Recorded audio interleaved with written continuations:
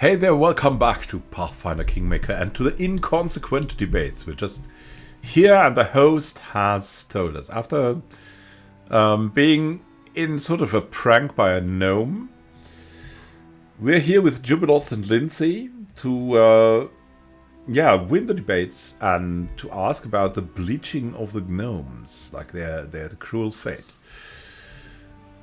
If we win, the hooded creature of the host looks mundane, but after looking for a time one might notice the figure's contours tremble and flow as in a haze. Welcome to the Inconsequent debates. You can call us the host. We're the reason for all that happens here today. You've read the rules, have you not? Not that there's anything useful in them. We only made up the real rules the day after tomorrow. I forgot them and had to make new ones. So it's simple. You want as your reward for us to answer a question. So the competition will involve answering questions. We ask and one in each triplet answers.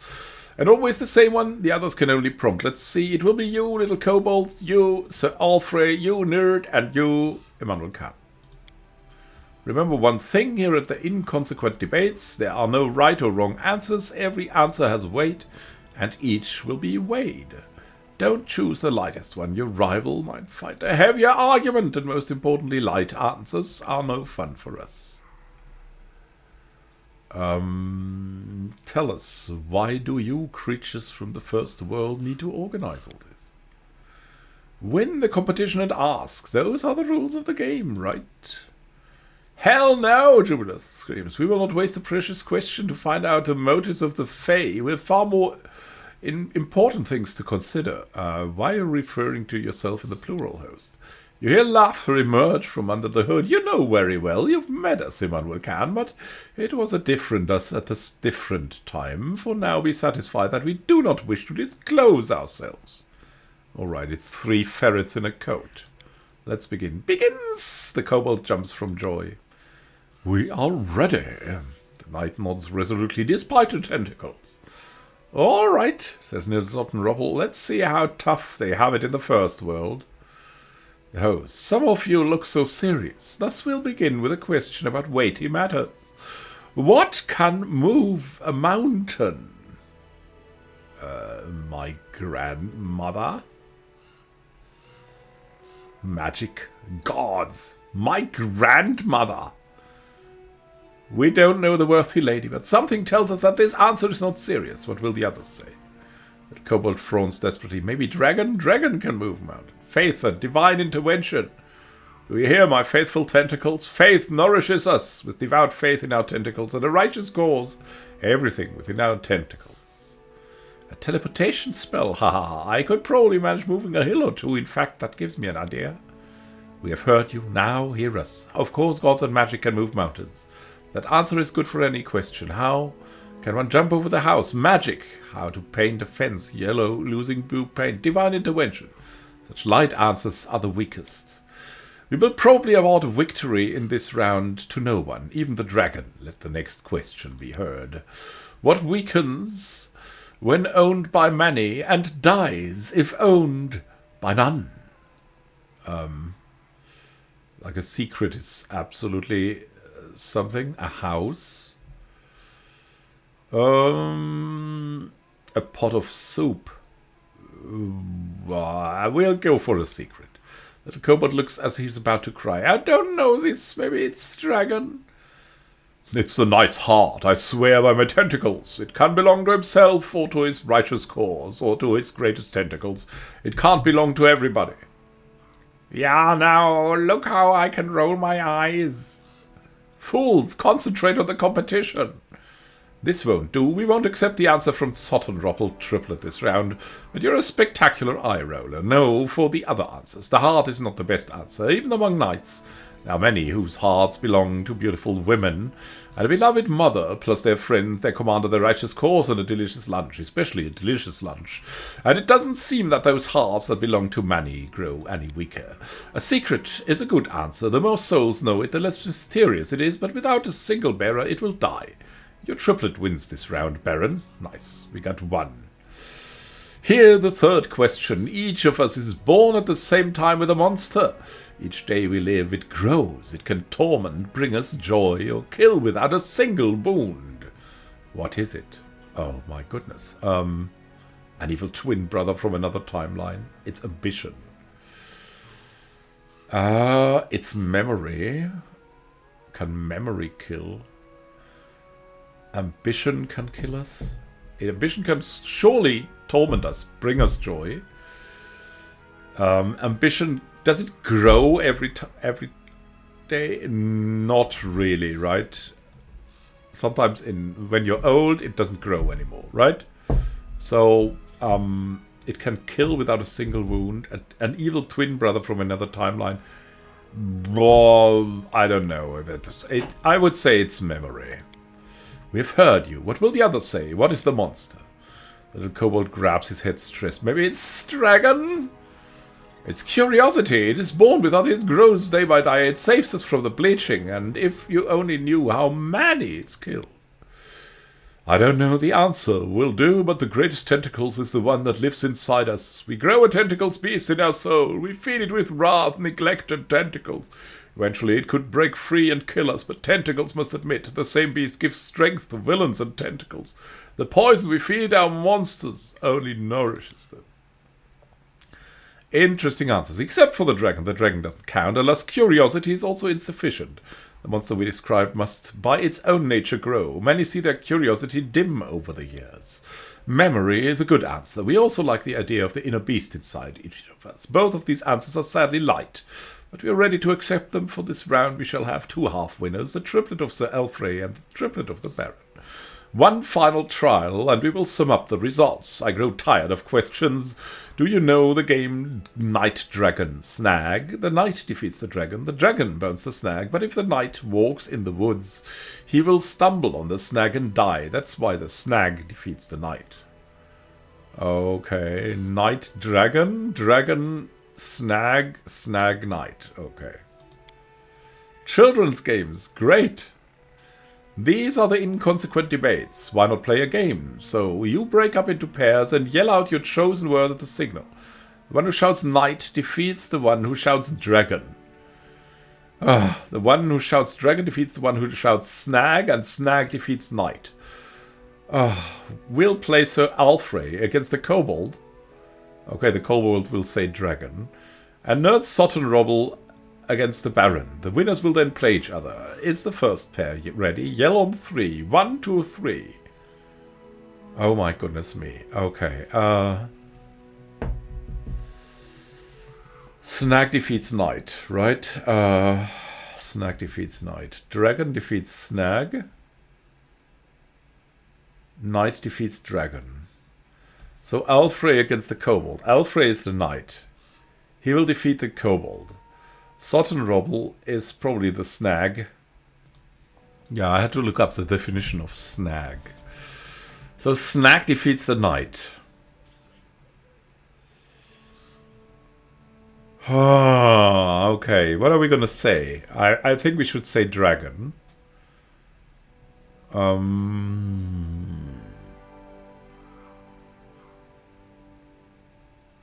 Knight defeats the dragon. Dragon defeats the snag. Snag defeats the knight.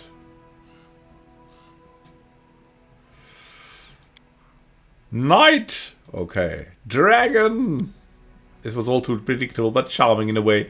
The host is obviously enjoying the game. It's a good thing we didn't look ahead. It's much more fun to see it unfold like this. Sir Alfrey wins. Now for the second pair. Are you ready? 1, 2, 3. They will hopefully say snag, so we're going to say dragon. Dragon! Nerd shouts, performing a spot-on impersonation of the kobold, then falls over laughing. Looks like her own amusement is more important to her than the competition. A tie. Let's go again. 1, 2, 3. Okay. She said dragon. We said dragon. We're gonna shout dragon! Snag! Damn it, Nerd waves her hands. I meant to cheat, but I didn't have time to think of how. Dragon won! 1-1! The little kobold is as happy for you and your dragon as if it were his own victory. So the Baron wins. Now the winner against the winner. The Baron against the Knight. 1, 2, 3. Okay. The Knight defeats the dragon. The Snag defeats the Knight. Snag. So Alfred takes a deep breath with his mighty chest, but then Curse takes over. Tentacles! Realizing how their spell has worked, Ned and their brothers start roaring with laughter, sometimes sniffling with delight. The host makes a helpless gesture. We cannot but pronounce the Baron the winner of this round, and now it's time to announce the winner of the debates. After 4 tests, the triplet of the Baron and Sir Jubilost wins. It was most amusing, children. Most amusing. You should know that this is a rare praise from us. Congratulations, sirs and ladies. I swear by my tentacles. It was a worthy struggle. The host says, Baron, as the voice of your triplet, you may ask us the one question promised, and another question besides that, as an extra reward for the ingenuity or luck you demonstrated in the competition. Immanuel Khan, do you remember the fate of the no... Jubilost suddenly stops talking. He opens and closes his mouth, but makes not a sound. Have a silence spell, mate. Ha ha ha, I love it. Now, what's he going to do? Come, brothers, let's run. Okay, the host. Now everything is in your hands, Immanuel Khan. Think well upon your questions. We will answer honestly, but I don't know is also an honest answer. Ask about what a host from the first world might know.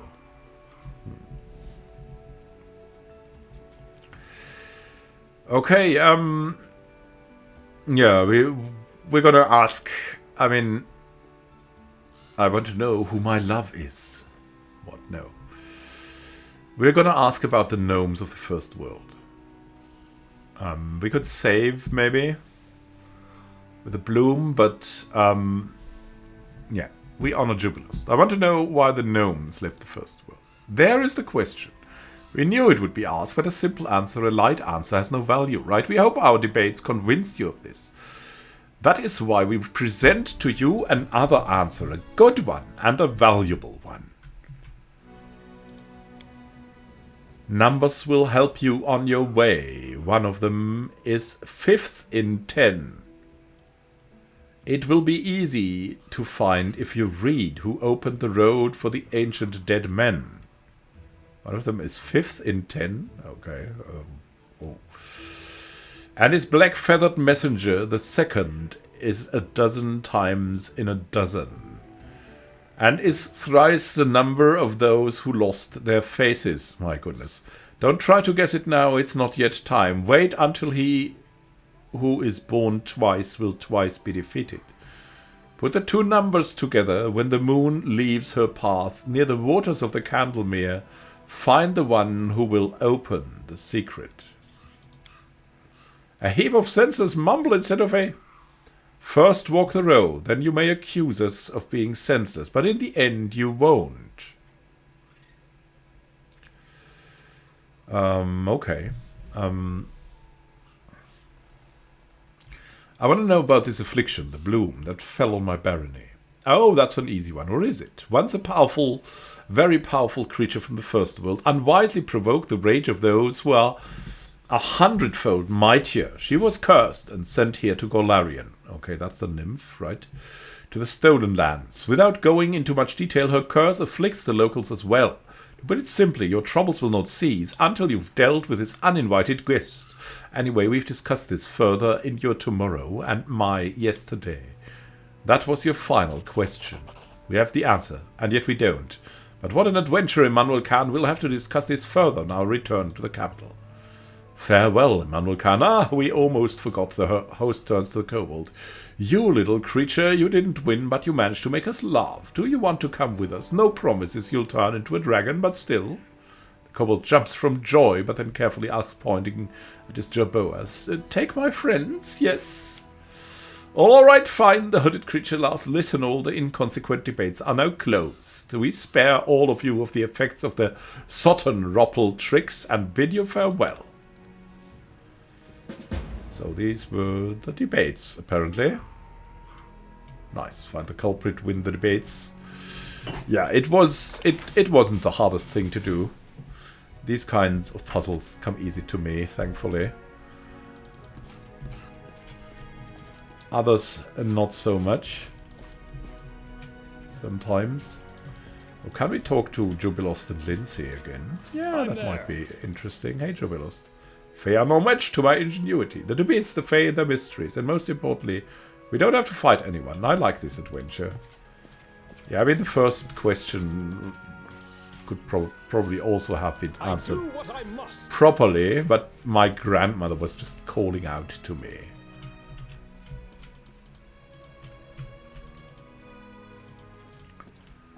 It was just the thing.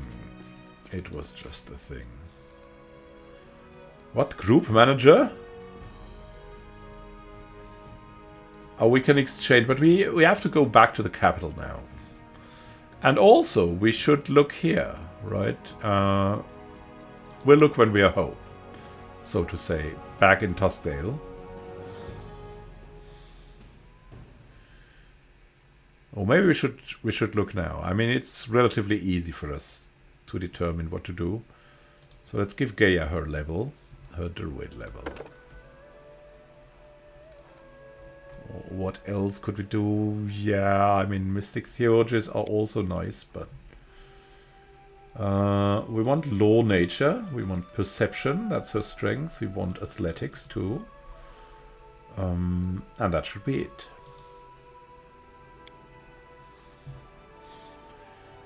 Yeah, spell focus is kind of... we don't want that, right? Armor proficiency, heavy armor, that is not bad. Combat casting is also not bad. Definitely a good thing to have. Elemental focus. Endurance, I don't know.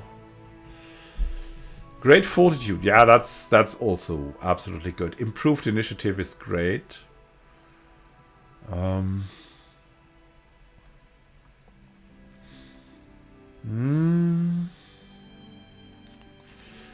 Toughness.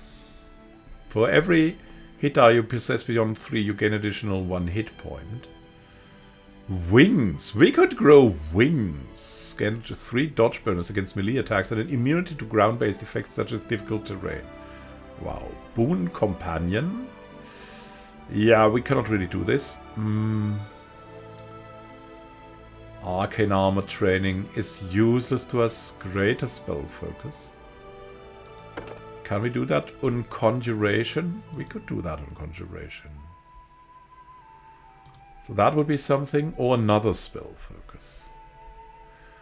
Or I would like to have something else. Can we get rid of this? No, I want to choose something else. Freaking hell. Where is it now? Here we go. Okay, so point blank shot is not something we want. Spell focus of another thing. No, not really, not really. Okay, so armor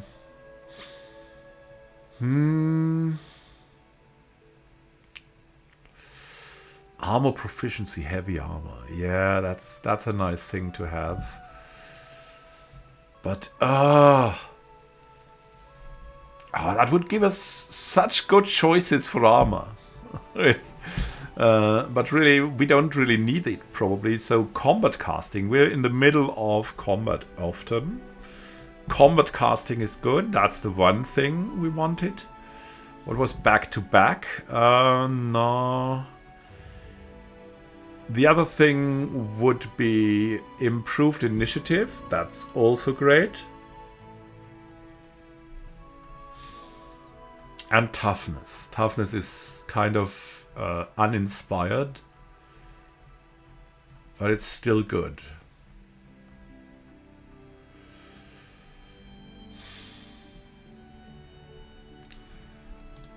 Combat casting, right? That should be something great.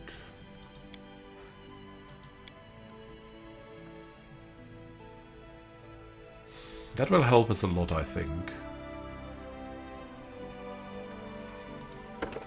Yeah, I mean, that is just when everything is hard. This makes it easier. We have a lot of hit points already, so we're gonna take this.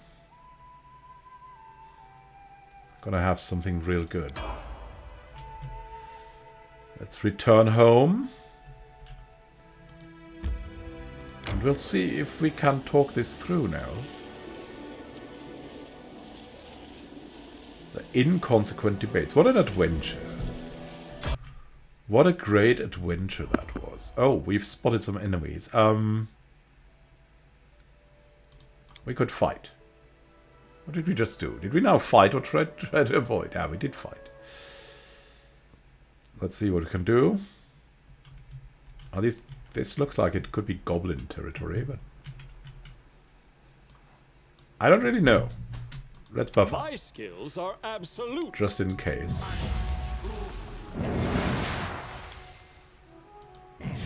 Gonna buff up a bit. Hey, and look at that. We've got a leopard now. The leopardy. Done with waiting. The world is full of wonder. Yeah, we'll bark skin it out.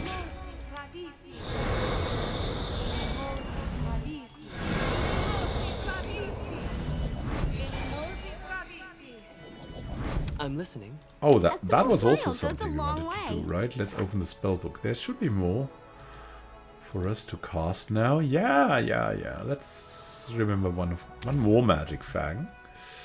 Greater magic fang, that is. And look at that. We gain level 6 spells. Ooh. Mass Bull Strength. Mass Bear's Endurance. That's great. That's great. Communal Stone Skin. Ah, that's a little bit over the top. This Primal Regression. Okay. Becomes a Ravening Monster. Oh, the target's intelligence and charisma scope drop to 1. We can also summon a huge elemental. Ah, that would be cool. Mass Bull Strength also would work out well for us, I have to say. So let's just focus on our ability to buff here. How may I help? Just letting the ink dry. What else are we gonna find? Yeah, I'm in heroism. The pets profit most from it, just You require my assistance? like that. What can you drink? Dexterity? Yeah, you can drink the dexterity thing. The dexterity mutagen. So, any brilliant ideas? Cat's grace. Yeah. Yes? Can cat's grace the cat? And a smiley.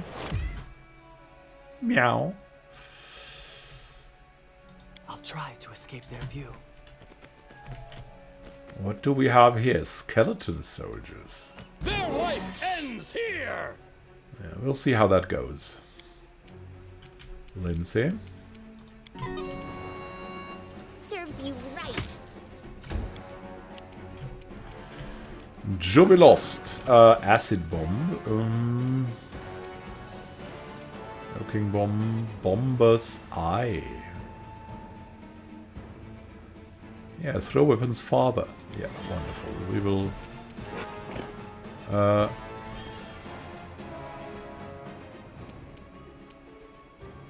we bring that to ourselves, right? The bomber's eye. Move forward a bit.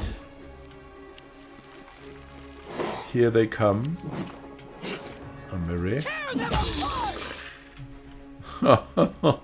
Right. The leopard. Oh, that really? We buffed our way out all for this? My goodness me. Well, we had one fight with Jubilost. I'm off. And we know that the leopard rocks. You others are coming too?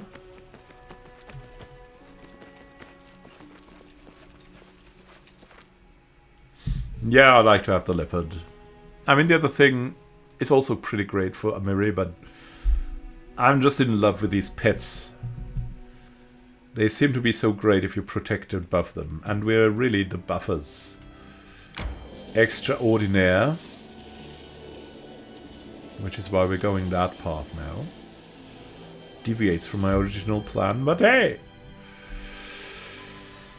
This is how it goes. This is how it goes.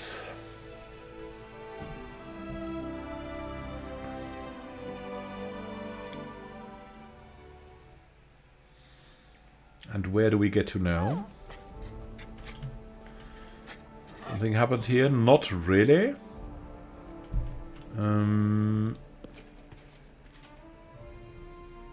We will return, I don't know, somewhere.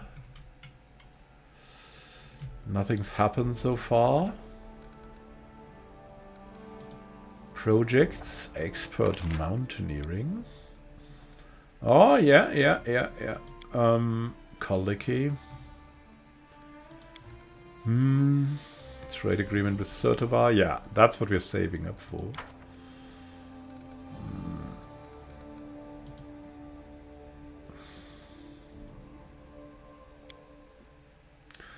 So we've been at the Inconsequent debates. We've gained a couple of things. The question is what we're gonna do next, and the answer to that is we're gonna sell our trash and go out on more adventures. Let's also visit the tavern. Who knows, maybe we'll meet someone there. Jubilos want to discuss the results later, so we should also try and meet Jubilost. We'll see if he's in the tavern or if he's outside of it. There's Alina, there's Amire, there's Edris again. Didn't find your brother yet. Yeah. We'll sell our stuff at Alina's. Look at that.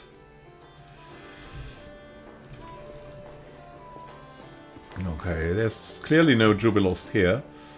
He should be outside of this or in the throne room. Let's look in the main square. And then in the throne room. I think he was in the throne room, but I just wanted to look around too. Here. Come on now.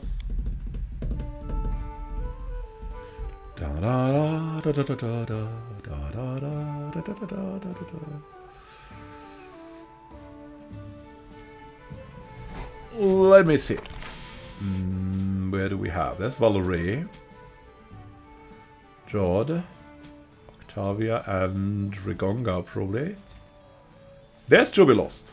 Yeah. Can get to him here. There's stuff.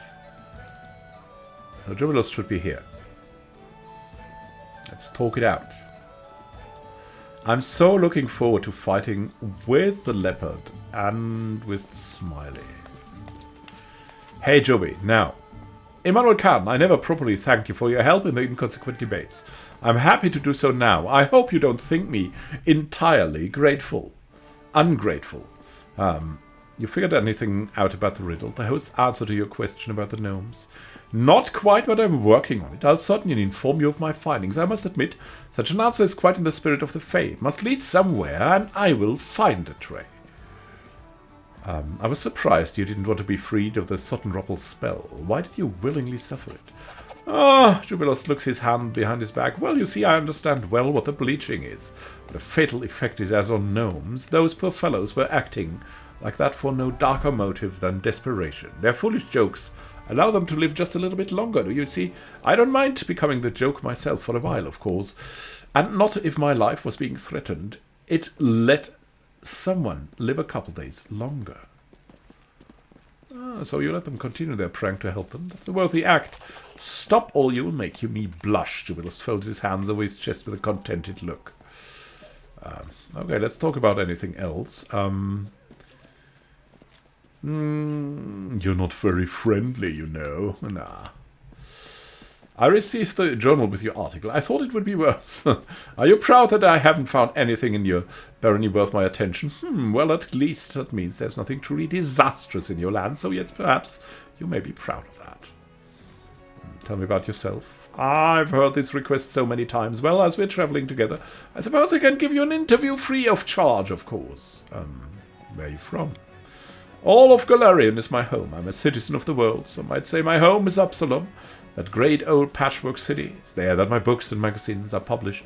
And there I am held in particularly high esteem, owing to my vast knowledge. In fact, once I was invited to the College of Mysteries itself, but I prefer to think of Absalom not as home, but headquarters, where I go to plan my next adventure. I've visited every country worth mentioning in Avestin and Garund. I've even trodden the exotic lands of Tianxia. I've seen miracles you couldn't even imagine. And in every place I've been, there was a home that would have gladly received a renowned explorer, such as myself. The famous name of Jubilos Narthropol is known even in the most remote corners of the world. And where were you born? You know, the line between persistence and importunity is very thin, and you risk crossing that line. Jubilos says, do you think I haven't mentioned my birthplace because of my forgetfulness? I was born in Taldor, if you must know. The Empire's in decline nowadays, but still cherishes the illusion of its past glory. It's a country torn by prejudices. In Taldor, my mind was trapped in a cage of restrictions, birthright, poverty, and their beggars be damned attitude. I left the country as soon as I understood it. So if you ever try to rekindle any patriotic feelings in me, you'll be disappointed. My first article in The Independence was about Taldor. The magazine was almost closed as a result of the scandal that followed, and it would have closed were it not for crowds of my supporters marching in protest under the windows of the publishing house, making its editors change their minds. You wear glasses. Why won't you ask some cleric to heal your eyesight? Jubilos throws a cutting glance at you.